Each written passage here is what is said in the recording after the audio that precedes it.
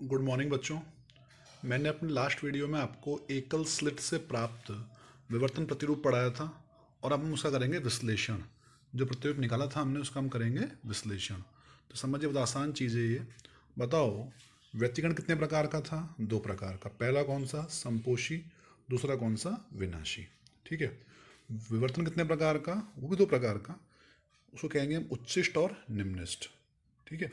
अब इसमें अलग अलग नहीं है ये। संपोषी जो व्यतिकरण में संपोषी था वो यहाँ कहलाता है उच्चिष्ट। क्या कहलाता है वो यहाँ पर? उच्चिष्ट। व्यतिकरण में जो संपोषी व्यतिकरण था वो यहाँ पर क्या कहलाएगा? उच्चिष्ट कहलाएगा। और जो विनाशी व्यतिकरण है उसको हम विवर्तन में क्या कहेंगे? उसको हम कहेंगे निम्निष्ट। यानी एक तरीके से विवर्तन भी वही है। ये संपोषी के संगत है और ये विनाशी के संगत है। लेकिन अभी एक अंतर और भी है इनमें, सुनिएगा ध्यान से एक बार। अगर मैंने आपको सवाल करवाया था, एक ध्यान हो तो, कि व्यतिकरण में ऊर्जा संरक्षण नियम की पालना होती है और उसमें मैंने आपको एक ग्राफ बनवाया था, वो ग्राफ उस प्रकार का आया था, अगर आपको ध्यान हो तो। ठीक है। अब इसमें देखिए, ये जो हाइट है ये संगत किसके है? संपोषी के। संपोषी संपोषी। और ये जो नीचे वाले हैं ये विनाशी विनाशी के संगत। अब मुद्दे की बात यह है कि इसमें संपोषी और जो सारे संपोषी हैं, ऑल जितने भी संपोषी हैं, इन सब की ऊंचाई एक समान है और विनाशी तो जीरो पर है ही। ठीक है। लेकिन विवर्तन में ऐसा नहीं होगा। विवर्तन में उच्चिष्ट दो प्रकार के होंगे। एक तो होगा मुख्य उच्चिष्ट, मेन, उसका पूरा हेड बोलो उसको, तो वो मुख्य उच्चिष्ट वो सिर्फ एक होगा। वो सिर्फ एक होगा। और बाकी जो हैं वो देखो उच्चिष्ट तो हैं। देखो यहाँ सारे उच्चिष्ट व्यतिकरण में बराबर ऊंचाई के आ रहे हैं, लेकिन यहाँ ऐसा नहीं है। यहाँ पर सबसे ज़्यादा ऊंचाई किसकी आएगी? मुख्य उच्चिष्ट की। उसके बाद आएंगे उच्चिष्ट, लेकिन वो उतने ऊंचे नहीं होंगे जितना मुख्य है। तो उनको हम क्या कहते हैं? गौण उच्चिष्ट। क्या कहते हैं उनको? उच्चिष्ट तो है पर कैसे हैं वो? गौण। ठीक है। अब उन गौणों के अंदर भी ये पहला क्या है? ये प्रथम गौण उच्चिष्ट। ये क्या है? द्वितीय गौण उच्चिष्ट। और आगे भी आते हैं। ठीक है। और ये क्या है सब? ये निम्निष्ट। निम्निष्ट तो सब एक समान आ रहे हैं, लेकिन उच्चिष्ट दो प्रकार के हैं इसमें। एक तो मुख्य उच्चिष्ट और बाकी सब क्या है? गौण उच्चिष्ट। ये फर्स्ट नंबर का, ये सेकंड नंबर। यूँ मानिए कि एक फैमिली में क्या होता है कि जो दादाजी होते हैं वो होते हैं मुखिया उसके, तो क्या है वो? मुख्य उच्चिष्ट। बाकी जो पिताजी चाचाजी वगैरह होते हैं वो क्या होते हैं? उच्चिष्ट तो हैं पर वो कैसे हैं? गौण। तो ये प्रथम गौण उच्चिष्ट, द्वितीय गौण उच्चिष्ट, तृतीय भी आता है पर वो बहुत कम छोटी ऊंचाई का होता है, मैंने बनाया नहीं उसको। और ये पर्दे के दोनों तरफ आते हैं, इसलिए मैंने देखो इधर भी बनाया है इसको और ये इधर भी बन रहे हैं। ये क्या है? प्रथम गौण उच्चिष्ट। ये क्या है? द्वितीय गौण उच्चिष्ट। ये थोड़ा बेसिक इनमें फ़र्क है। अब हम लोग हमारे टॉपिक के ऊपर आते हैं। हमारा टॉपिक जो था वो हमारे पास है कि हम लोगों को करना क्या है कि जो व्यतिकरण का जो हमने पढ़ रखा है पहले, उसका हमको करना है विश्लेषण। अगर आपको याद हो तो मैंने कह चुका आपसे कि दो प्रकार का विवर्तन है, एक तो उच्चिष्ट और एक निम्निष्ट। अगर आपको उच्चिष्ट की शर्त याद हो, अगर आपको उच्चिष्ट की शर्त याद हो तो वो शर्त हमारे पास थी ए साइन थीटा। शर्त क्या थी? ए साइन थीटा बराबर प्लस माइनस, ये था पर्दे के ऊपर नीचे के कारण, 2n+1 और λ/2। ये थी उच्चिष्ट की शर्त। क्या थी ये? उच्चिष्ट की शर्त। अब इसमें अगर थीटा का मान अति अल्प हो तो साइन थीटा लगभग कितना हो जाएगा? थीटा हो जाएगा। इस मान को ऊपर रखिए तो क्या होगा? ए। साइन थीटा की जगह क्या आ जाएगा? थीटा बराबर प्लस माइनस 2n+1 λ/2। ए को ले आओ नीचे तो थीटा क्या आएगा? Plus minus 2n+1 λ/2a। ये आ गई कोणीय उच्चिष्ट, सॉरी गलत बोल गया, ये आ गई उच्चिष्टों की कोणीय स्थिति। जो उच्चिष्ट बनेंगे उनकी क्या आ गई? ये कोणीय स्थिति। ठीक है। अब इसमें सुनो ध्यान से। n बराबर 0 होता है किसके लिए? मुख्य उच्चिष्ट के लिए। किसके लिए होता है? मुख्य उच्चिष्ट के लिए। उसकी हम बात नहीं करेंगे अभी। अभी हम बात करेंगे प्रथम गौण उच्चिष्ट की। देखो उच्चिष्ट दो प्रकार के थे, ये था मुख्य उच्चिष्ट, हम इसकी बात नहीं कर रहे। इसके लिए n की मान एन का वैल्यू 0 होता है, ठीक है। और जो आगे वाले उच्चिष्ट हैं उन्हें हम कहते हैं, जैसे प्रथम गौण उच्चिष्ट। कई लोग गौण की जगह शब्द का हम लेते हैं द्वितीयक। प्रथम द्वितीयक उच्चिष्ट।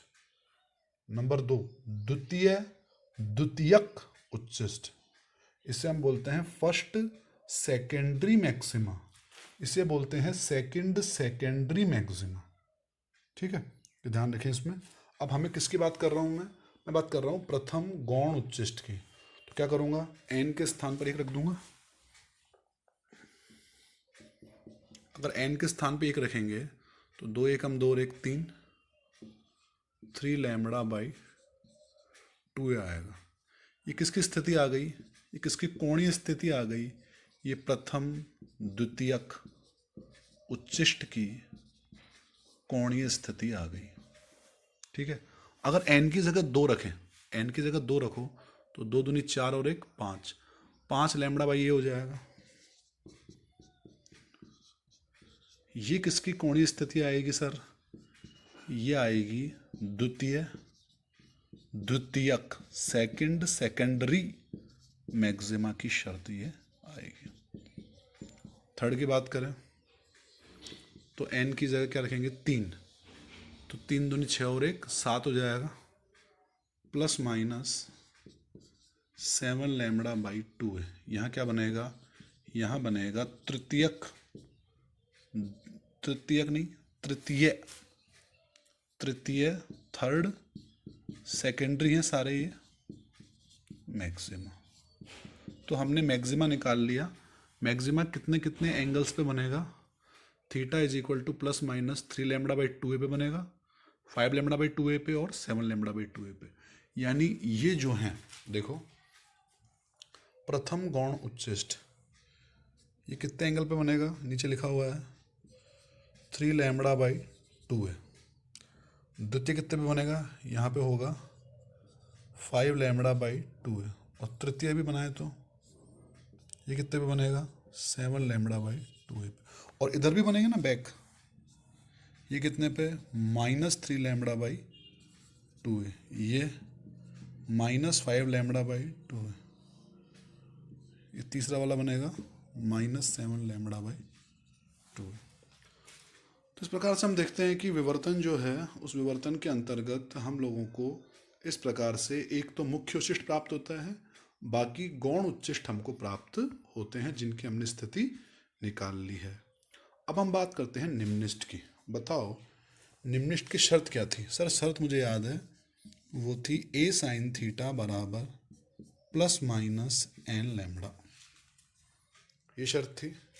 इसमें वही शर्त लगाएं हम, if theta is very low then sine theta approximately equal to theta. ऊपर मान रखिए तो क्या हो जाएगा a theta plus minus N lambda, theta plus minus N lambda by A, ठीक है। अब वही करते जाओ आप, एन की जगह 1 रख दो तो क्या आएगा, थीटा बोलो प्लस माइनस लैम्बडा बाई ए, क्या किया एन की जगह 1 कर दिया, 2 करो तो प्लस माइनस 2 लैम्बडा बाई ए, 3 करो तो प्लस माइनस 3 लैम्बडा बाई ए। और अगर नाम बोलें तो इनमें तो सब देखो, इनमें न कोई मुख्य है न कोई गौण है, निम्निष्ठ सारे निम्निष्ठ हैं।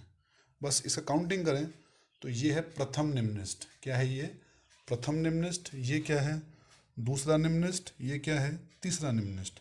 कहाँ कहाँ बन रहे हैं ये, पहला बन रहा है लैम्बडा बाई ए पर, दूसरा 2 लैम्बडा बाई ए पर, तीसरा 3 लैम्बडा बाई ए पर। तो देखिए कहाँ बनेंगे ये बनेगा लैम्बडा बाई ए पर, फिर ये कहाँ बनेगा